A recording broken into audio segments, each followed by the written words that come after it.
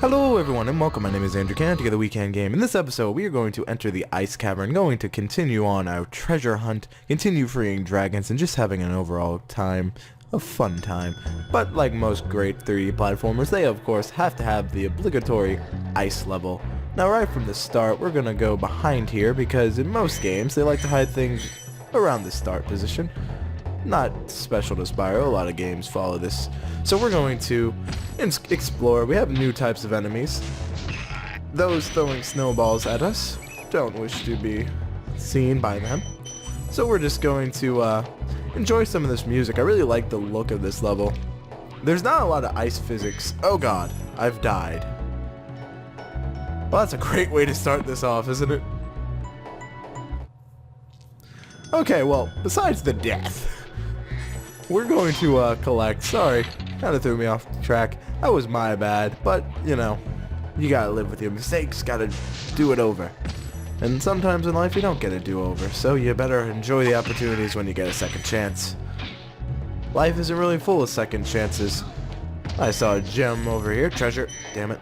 I'm trying to get better at that. Now the bats here are what gives Sparks his extra butterflies, but let's speak with this dragon, Ulrich. A word of caution, little one. Wait until you grow big, like me, before charging those large enemies. Basically telling us to spew fire instead of charge larger enemies. Spyro actually does have an adult's form, but I don't remember if we see it in this game or not. I can't remember which game exactly it is when we finally get to see Spyro's adult form. But when we do see it, it's quite impressive. He is a larger dragon. Right now, he is a child. Still. Well, he's not a child. I would say he's more... I'd say he's in his teenage years of dragontude, if that makes any sense. So we're going to collect more treasures. Going to rush into a wall, not on purpose, but we're going to collect these. Make our way. This level has a lot of interesting mechanics. One interesting mechanic they have here is these, where the gems are on, or treasures are on top, and you have to basically charge at them, and hopefully not do that. Should have spoken with that dragon. My bad. But, you know, gonna have to recover. Don't want to waste time. They drop those orbs, which give you extra life if collected enough of. I don't know why I'm dying so prevalently in this one, but I guess every level, I guess every game has that one level you just can't do well on, and apparently I chose this one. So I'm going to collect more of these gems. Can't open this because we don't have the proper key, but we can see it off in the distance. I'm going to collect more gems from here before we go. I don't remember if I yeah, I did get the treasure from him. Have 12 lives though. So lives aren't that big of an issue. Let's talk to Todor first, though. Spyro, some big Norks up ahead are wearing armor.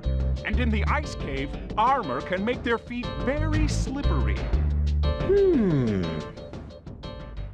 Advice on how to take care of big Norks with armor, because we can't flame them. So now we know to charge. A little bit of good info to have. Oh! Even though the bats can't hurt me, it still scared me. Alright, now I don't know if... No, I can't do it from here, so we're gonna have to climb up here. Going to finally collect that key. It's always good to talk to the dragons because you get those checkpoints and they save the enemies being defeated. I really didn't comment on that in the last one, but I'm trying to do this pretty fast. I don't want episodes to go on for that long, so if I can shorten these by just trying to do these as fast as I can, though my dying 1,000 times doesn't help that. So we're going to hit triangle at the height of our jump to not overshoot. Key collected. And we're going to collect these treasures over here. Master of hiding things, Spyro the Dragon. I had a conversation the other day with a couple of my friends on a good collectathon game, or examples of games that I feel are collectathons. And one game we all kind of agreed on was Donkey Kong 64. That's just a game that is very, very long and is pretty much a collectathon. We also talked about Super Mario 64 and Banjo-Kazooie, to name others. But let's talk to Andor. Thank you for releasing me.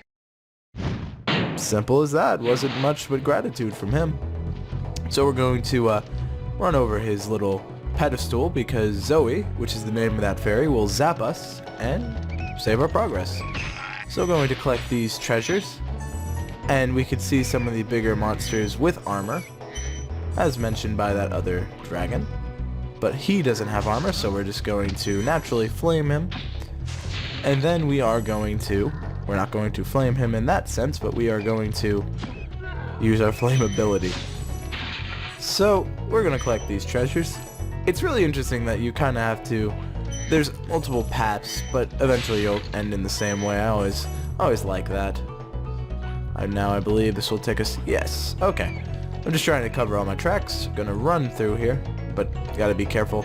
I'm glad that there's no ice mechanics in this level, and what I mean by that is there's no slippery ice where you can hurt yourself from hitting it. So we're gonna charge here. Going to collect some gems. Actually, what I should have done, I might as well do it now. I'm gonna go back and collect that hidden treasure chest that is way up top.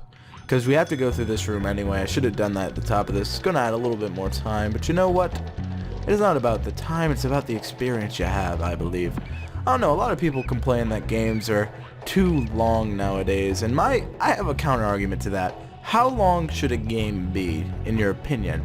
Because I always feel when people complain a game is too long, I mean, I'd rather play a long game than a short game. Because when games come out, they're about, what, $60 at this point in time. So if I'm going to spend $60 of my money, I don't want to be entertained for 3 hours and then I'm done. No, I want to enjoy my experience for quite a while. I know game prices go down with sales and such, but when they initially come out, you gotta think like that. Do I want a lot of entertainment, or 3 hours is good and then I'll never pick up the game again? But then there's games that have a lot of replayability, which also counteract that. Like, I think a great example of a very long game, but people kind of expect it to be long, are like the Bethesda games, like Skyrim or the Elder Scrolls, I should say, where they're expected to be long, but you don't care because you're going to enjoy every moment you're playing. And those games are amazing. And do I feel like Spyro counts as one of those games? Maybe. I've beaten this game, and I've beaten it in 5 hours before. I'm really... out of the original trilogy, Ripto's Rage is the one I put the most in, but let's speak to Asher. Thank you for releasing me. And with that, 3/8 done. Really coming in, getting a lot of this out of the way. It's really nice to do early. So we're going to collect more gems. We're going to notice these episodes are going to start getting longer and longer because they're putting more gems. They're trying to reach that 14K total, as mentioned in the cutscene from the very beginning of the game. So we gotta live up to that. Going to collect that life. Up to 14, man. Like, when people complain that lives are not really prevalent in this game, I just kind of look at them like, what? There's some extra lives up there, but we're not going to focus that way. There we can also see a dragon. The way to get up here is ingeniously... I love how they use, like, things you wouldn't expect to be used in a level. Like, these little things that we've seen throughout this level. These little, like, I don't know, what are the things on top of castles called? I can't think of their names, but you know what I'm getting at. I love how they utilize it. I like how when they include the environment to actually have purpose. That's what makes, like, I guess when they immerse you in the environment, like, everything has a reason. That's one thing I like. I hate when, like, you can see things in games that are just there to look pretty and that you can't go to them. One example of that is, like, in big cities in games where, like, they have a lot of buildings but you can't go in them.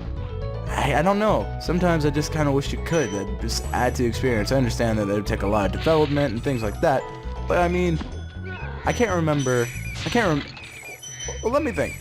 I think Spider-Man 2, the movie game, did a great job of having a big cityscape, but allowing you to have an ample amount of exploration. Like, you could explore so much in that game, and to this date is my favorite Spider-Man game. I think that's a lot for a lot of people as well. Like, they really did a good job on that game. The story, just all you can do. There's so much replayability in it. Like, I played that game for so many times, and I don't get tired of it just because there's so much to do. Like, yeah, you're playing as Spider-Man. I guess you really gotta love the character as well. But I love Spider-Man. He's my personal favorite superhero, so now you know. Though, how I got on Spider-Man in a Spyro video is beyond me, but I don't make much sense in my videos anyway. But back on Spyro. I don't know.